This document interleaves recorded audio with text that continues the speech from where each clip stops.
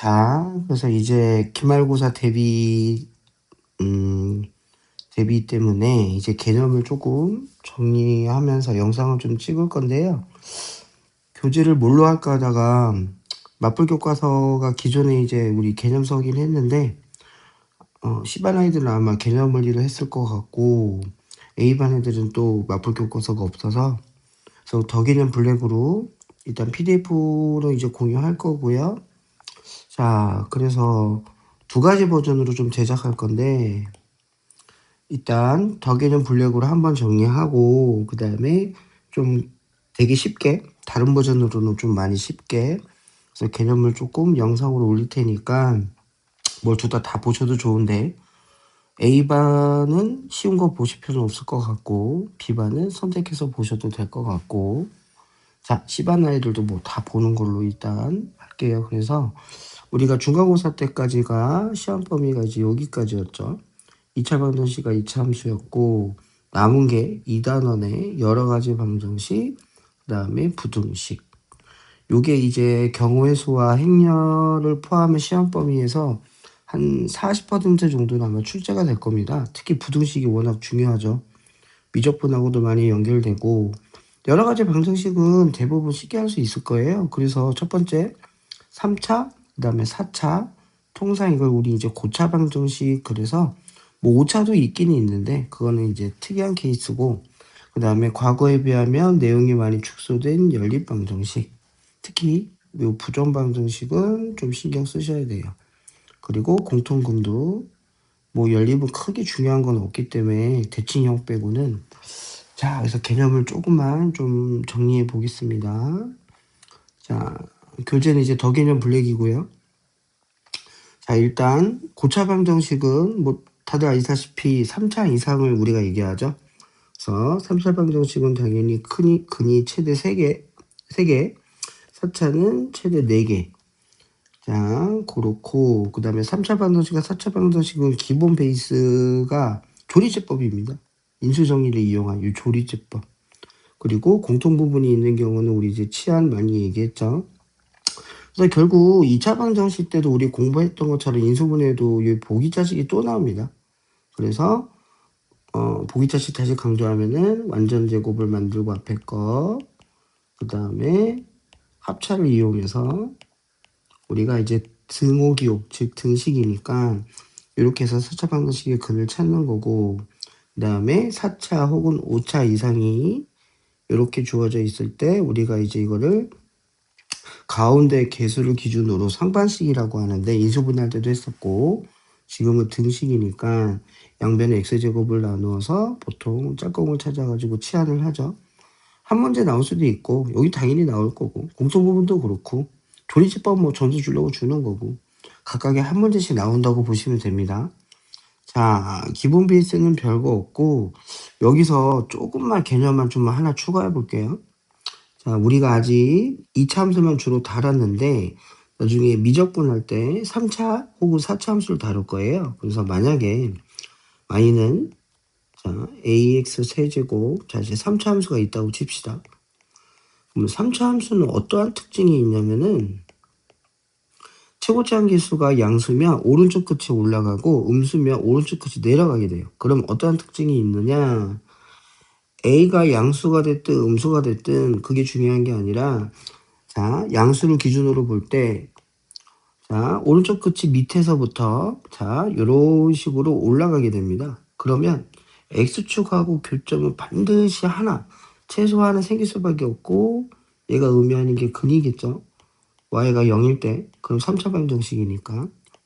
그래서 3차식은, 즉 3차 방정식은 실근이 최소한 하나 있어서 무조건 조리제법이 돼야 돼요. 조리제법은 당연히 상수에 그 약수 풀만 붙여서 물론 최고점계수 나누겠지만 대부분 1을 주겠죠. 그래서 무조건 이렇게 3차는 조리제법이 가능하다라는 거. 근데 4차는 좀 다릅니다.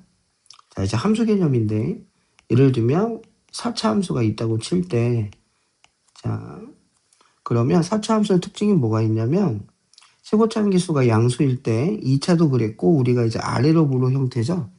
그러면 첫 번째는 근이 최대 많이 나올 때 4개니까 요런 식으로 어떤 패턴을 그려서 자 나올 텐데 지워지네. 신기하네. 그래서 다시 4차 함수는 어떤 특징이 있냐면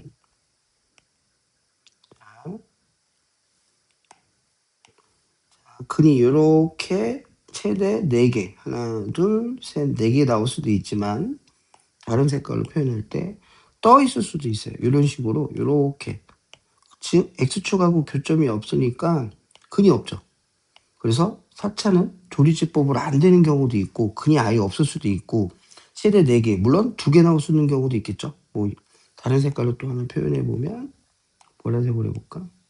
그러면 예를 들면 여기서 2개를 갖고 이런 식으로 떠 있게 되면 근이 이렇게 2개. 그래서 4차는 그러한 특징이 있다라는 거. 근데 대부분 이렇게 상반식 위주로는 줄 거고 조리제법도 이제 뭐 최대 2번까지는 될 거니까 여기 2차가 나오게끔 그래서 조리제법 위에는 뭐 크게 문제될 건 없을 것 같다. 그래서 요 함수랑 개념이랑 조금 연결지어서 보셔도 되고요. 그 다음에 자 3차 방정식도 근각에서 한계가 있죠. 세근의 합 마이너스 1분의 b 그 다음에 곱의 합 그 다음에 세근의 곱 이렇게. 그럼 4차도 근각에서 한계가 없냐? 있습니다. 자 ax 4제곱 뒤에 땡땡땡에서 자 4차 방정식이 일반형일 때 근이 최대 4개 나올 때 무조건 자 4근의 알파, 베타, 감마, 델타라고 했을 때는 무조건 마이너스 a분의 b입니다. 요거 시험에 자주 나오니까 기억해 주시고 5차도 똑같아요. 무조건 모든 근의 합은 마이너스 a분의 b. 그러면 여기 보시면 3차 방정식에서 세근의 곱이 마이너스였죠? 그러면은 4차 방정식에서는 부호가 플러스가 되고 맨 마지막 상수가 a, b, c, d 2겠네요. 그러면 알파, 베타, 감마, 델타 모든 근의 곱은 뭐가 되냐? 플러스 a분의 2 이렇게 됩니다. 그럼 5차는 마지막에 저기 뭐야 상수가 f일 테니까 마이너스 a분의 f 그래서 5개 근의 곱.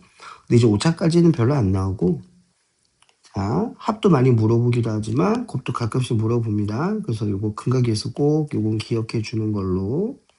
3차는 뭐 당연하죠. 그래서 곱셈공식 변형을 우리가 이제 중간고사 때 많이 연습했는데 3차 방정식의 근각에서도 그런 식으로 많이 물어본다라는 거. 자, 그 다음에 세 개의 근을 우리가 이제 근을 아니까 식을 세울 수가 있죠. 그럼 이거 기본적인 전개공식이니까 세근의 하, 곱의 하, 그 다음에 세근의 곱.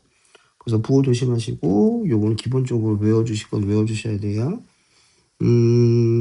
하나 또 예를 들까? 2차 방정식 때도 얘기했던 건데 자 예를 들면 여기 최고차함계수 A라고 적어봅시다. 그 다음에 B 그 다음에 C 그 다음에 D 이런 3차 방정식이 있는데 여기 근이 알파, 베타, 감마라고 치면 그럼 뭐가 하나 성립하는 게 있냐면 요 개수가 이렇게 거꾸로 순서가 바뀌어 있을 때 cx 제곱 그 다음에 bx 마지막에 a 그럼 뭐가 성립하느냐 2차 방정식도 그랬지만 요 세 개의 근이 역수가 근으로 갔습니다.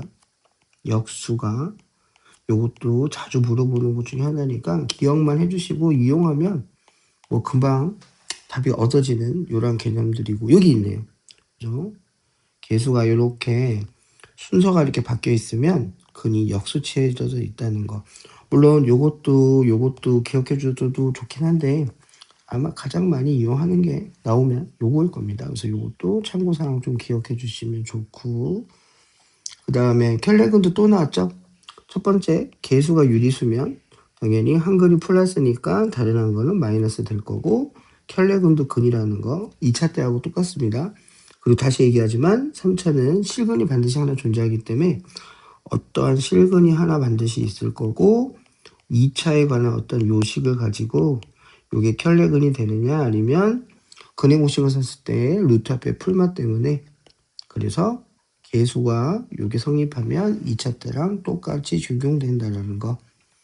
그래서 이것도 기억해 주시면 좋고 그다음에 뭐 나머지 참고사항은 좀 읽어보셔도 나쁘진 않을 것 같고. 자, 이제 또 어려우면서 중요한 거 나왔네요. 오메가. 자, 두 가지가 있습니다. 세제곱이 1이 되는 게 있고, 그 다음에 세제곱이 마이너스 1일 때. 자, 그래서 어떻게 되느냐. 뭐, 일단 요거 기본 베이스는 번호를 매겨보면 1번. 자, 우리가 저거 인수분해하면 어떻게 돼? 이렇게 되죠? 그러면 여기서 무슨 글이 나오냐면, 허근. 여기서 이 허근을 우리는 이제 부터 오메가라고 하자. 그럼 개수가 다 실수이기 때문에 켤레근도 근이 되고, 그 말은 두근의 하 마이너스 1, 두근의 곱 1, 두근의 하, 두근의 곱. 그 다음에 여기 오메가는 여기 근이니까 여기도 대입하게 되면 플러스 1일 때는 오메가 세제곱이 1이고, 이 경우는 오메가 세제곱이 마이너스 1이라는 거. 얘도 마찬가지죠. 인수분해 또 해보면 이번에는 여기가 플러스가 되고, 그 다음에 이렇게 마이너스. 마찬가지로 그러면 여기서 허근이 나오니까 얘도 마찬가지로 그는 오메가라고 했을 때 그 차이점. 그래서 이 성질들 기본 베이스니까 외우려고 하지 마시고 하나하나 유도하면서 뭐 시험에 반드시 나올 텐데 진입 판정으로 나올 때는 조금 어려울 수도 있습니다. 그 다음에 뭐가 있노? 4차 방정식 보기 차식이네요. 자, 인수분해 때 우리 많이 얘기했던 거니까 요거는 간단하게 그냥 읽어보는데 특징이 좀 있습니다. 특징. 여기 보시면 한 근을 알파라고 하면 그럼 자동으로 모두 근이냐? 마이너스 알파도 근이고, 같은 방법으로 베타도 근이면 마이너스 베타도 근이라는 거. 그래서 요것도 우리가 쉽게 문제 풀 때 써먹을 수 있어서 기억해 주시면 좋고, 마찬가지로 이번에는 자, 복소수가 근이면 모두 근이냐면 켤레근도 근이고요. 여기 마이너스 붙이놓으면서 요놈의 켤레근도 근이라는 거. 그래서 우리가 문제를 풀 때 좀 빨리 풀게끔, 그래서 이런 성질들 간단하게 얘 읽어보시면 됩니다. 별건 없을 것 같고 요것도 우리가 기억을 좀 해주자. 그래서 여러 가지 방정식은 2차 방정식 공부 열심히 하신 분들은 크게 뭐 어려울 건 없을 거예요. 3차, 자 아까도 얘기했죠? 무조건 실근 존재하니까 조리제법 되고, 4차는 그럴 수도 있고 안 그럴 수도 있는데 지금은 요 마이너스 6의 약수 하나, 둘 이렇게 조리제법이 되는 경우도 있고, 뭐 상반식으로 푸는 경우도 있고. 자, 요건 공통된 부분 치환. 그래서 t로 바꿔서 우리가 문제 풀기도 하고, 요것도 짝꿍이죠. 이렇게 짝꿍. 자, 요것도 우리 다 이제 중간고사 보면서 했던 것들이고, 보기 자식 또 나왔죠. 일반적으로 이렇게 우리가 t로 바꿔서 해주기도 하지만 보통은 완전 제곱 해주고 합차를 해준다는 거. 자, 요건 뭐 다들 많이 다 잘할 거라 생각하고, 자, 마무리 해주면 상반식이라고 하죠. 가운데 개수를 기준으로 좌우 대칭. 자, 개수가 마이너스 16인데 이렇게 3, 이렇게 1. 그럼 어떻게 하느냐? 양변에 x제곱으로 나눠주면 되는데 인수분해할 때는 다항식이니까 묶어줬었고, 지금은 등식이니까 나누어서 짝꿍 짝꿍 이렇게 짝꿍 짝꿍, 그 다음에 t로 치환. 그래서 상반식도 기본적인 거 하실 수 있어야 되고요. 그 다음에 근각계수는 본인들이 해주시면 되고, 켈레근도 됐고, 그 다음에 근이 주어진 경우 뭐 대입해서 2차 방정식처럼 똑같이 해주면 되겠네요. 참고로 아까도 우리 언급한 대로 4차식에서 4개의 근 여기 풀마 붙이는 거, 얘도 근이다 라는 거, 요것만 좀 기억해 주시면 될 것 같고, 문제는 수업 때 풀 겁니다. 골라서 풀든지. 그래서 요건 프린트로 또 준비해 줄 거니까 PDF도 공유해 줄 거고, 그 다음에 판별. 3차 반서식, 4차 반서식 다 판별식이 있는데 그건 고등학교 과정 아니고 쌤이 기억하기로는 거의 뭐 A4 두 페이지 정도? 그래서 오일러가 있나? 하여튼 되게 똑똑한 수학자가 좀 만들어 놓은 게 있는데, 당연히 우리는 이제 그걸 이용해서 푸는 게 아니라 3차면 무조건 실근이 하나 있다 그랬죠? 이렇게 조리제법이 100% 됩니다. 그 이유도 아까 얘기했죠? 3차 함수는 오른쪽 끝 최고차항 계수가 양수든 음수든 올라가든 내려가든 무조건 X축을 지나갈 수밖에 없다. 뭐 이렇게 내려가도 되고. 그래서 근이 하나 존재라는 거. 그럼 시험 문제 이제 뭐가 나오느냐? 중군을 되게 많이 물어보겠죠. 이 중군. 그럼 중군이 여기서 중군일 수도 있고 아니면 요 알파가 여기도 똑같이 근이 X가 알파를 갖게 되는 그런 상황도 있을 수도 있으니까 두 가지로 좀 나누어서 해야 돼요. 여기 보시면 중근을 갖거나 아니면은 알파가 2차 식에서도 근을 갖는다. 또는 한 실근과 두 허근. 그럼 실근 무조건 생긴다 그랬죠? 100%. 그럼 요 2차 식에서는 허근은 생기니까 우리가 판별식 쓰면 되겠죠?